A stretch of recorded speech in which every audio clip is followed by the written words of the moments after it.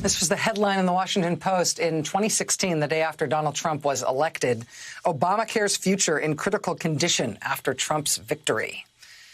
Within just a few months of Trump being sworn in, the Republican-led House had, in fact, voted to repeal the Affordable Care Act. That same day, they took a big victory lap in the Rose Garden at the White House to gloat with President Trump that Obamacare was going to be killed off. They really thought they had it in the bag, but something else was happening far away from Washington, D.C., in auditoriums and school gyms across the country.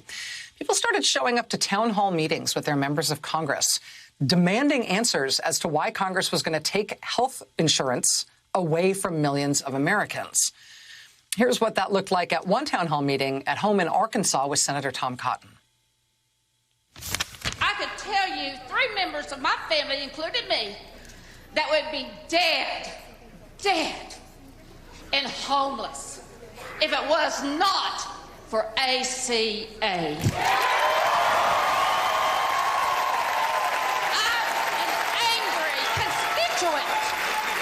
You work for us.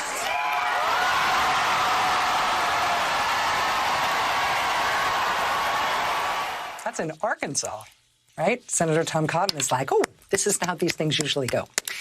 In the end, despite the long odds, Republicans actually failed to get enough votes in their own caucus to repeal the Affordable Care Act. Because of that, tens of millions of Americans have health insurance today they would otherwise not have because of the law.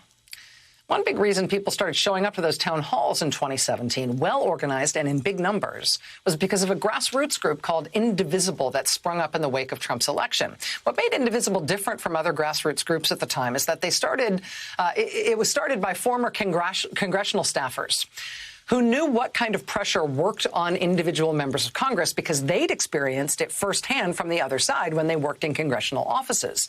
They started from the key insight that people should only call and contact and pressure their own member of Congress, their own senators. They helped people follow the simple path of doing that, calling your member of Congress, showing up at his or her office, asking for hometown town halls, getting lots of people to go to those town halls to express themselves, writing letters and editorials in local papers. Senators and members of Congress getting pressed hard and consistently, locally, by people who were definitely their own constituents. That was their secret sauce. Now Indivisible's trying to do it again. By now, you have probably seen the same sort of gloomy headlines we saw in 2017 about the Affordable Care Act. They're being written this time about voting rights, about the For the People Act, which is coming up in the Senate tomorrow.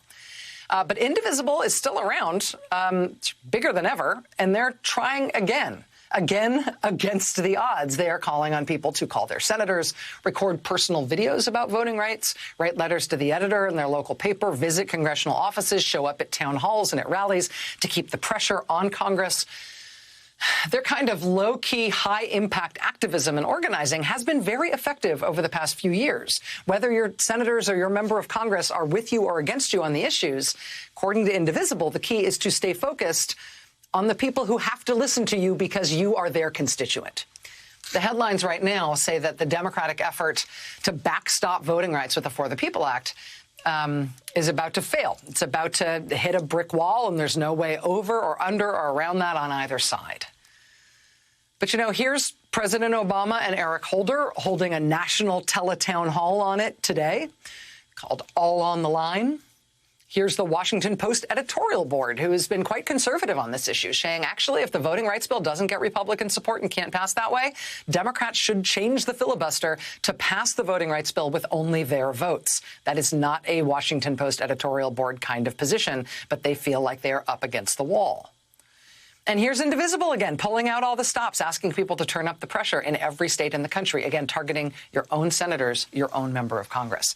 They have been effective at changing the course of Congress in the past against the odds, effective enough that tonight, on the eve of the Senate finally taking up the voting rights bill, it's worth checking in with them to get their sort of prognostication on how this is going to go. Joining us now is Ezra Levin, co-founder of Indivisible. Mr. Levin, it's nice to see you. Thanks for making time. Great to be here, Rachel. What do you think is going to happen tomorrow? I I think we're going to see us get off to the races tomorrow. Look, we are not headed towards a brick wall. We're headed towards a little bit of a speed bump, but this is all part of the plan. So we've got to put tomorrow in context. There were several steps to this dance of legislation coming up. First, the For the People Act had to pass the House. It did that.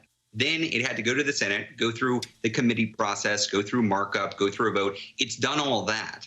Now, the next step in this process is we have to debate whether there will be a debate. That's what the vote is tomorrow. The vote tomorrow is not on the For the People Act. The vote tomorrow is whether the Senate should consider the For the People Act. And here's what we are pretty darn sure is going to happen. Mitch McConnell and the entirety of the Republican caucus is going to say, nope, we don't want to debate voting rights. We do not want to debate voting rights. Despite the avalanche of voter suppression happening across the country, we don't want to debate that. And that's the filibuster. They're going to use the filibuster to kill it. Now, we do not expect a reform to the filibuster tomorrow. That is not actually what we expect. Instead, what we expect is for the bill to be tabled then. The Democratic caucus is going to go into a room by themselves, talk to each other. Then they're going to go on recess. They're going to go on congressional recess. They're going to go back home to their districts over the course of the 4th of July holiday. And then they're going to figure out what they're going to do when they come back. And look, politicians have a very scientific method for figuring out what they're going to do.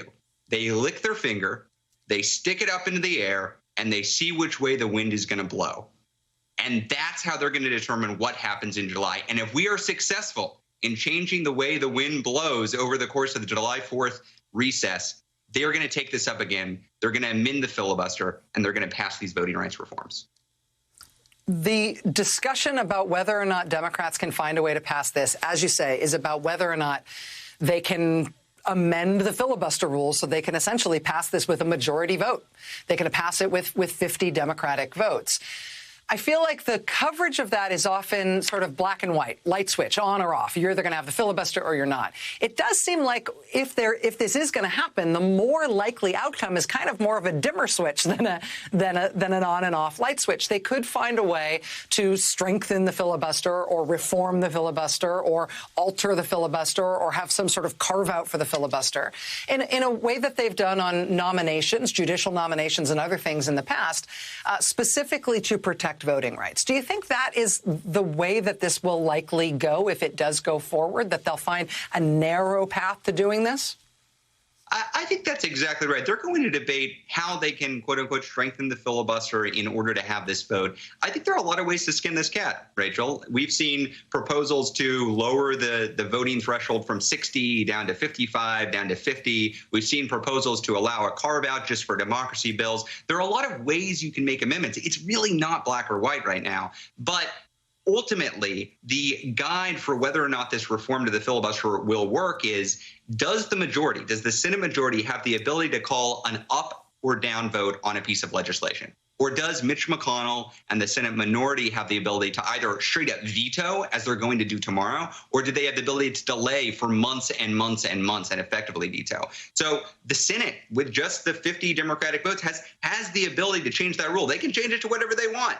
And over the course of the 4th of July recess, we don't need to get into the weeds of is it this reform, is that reform. What we're calling for is American democracy to continue functioning. We're calling for a voting rights reform that is wildly popular, that 70, 80% of Americans in some states support. So for you going out to your senator's town hall or your senator's congressional office this weekend, next weekend, the weekend after that, you don't need to get into details of procedural rules in the Senate. You just need to say, are you going to pass democracy-saving reforms or not? If not, why not? And don't talk to me about some procedural issue.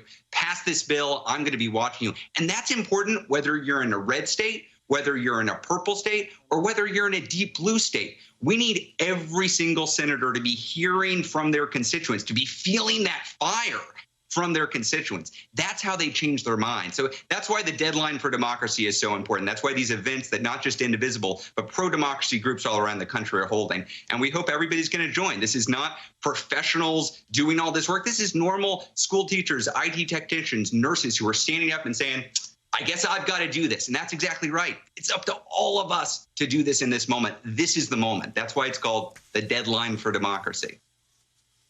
Ezra Levin, co-founder of Indivisible. Ezra, thank you for your time tonight. Keep us surprised over these next few crucial weeks. We'll be watching tomorrow closely, but we'll speak to you soon, my friend. Thank you. Thank you, Rachel.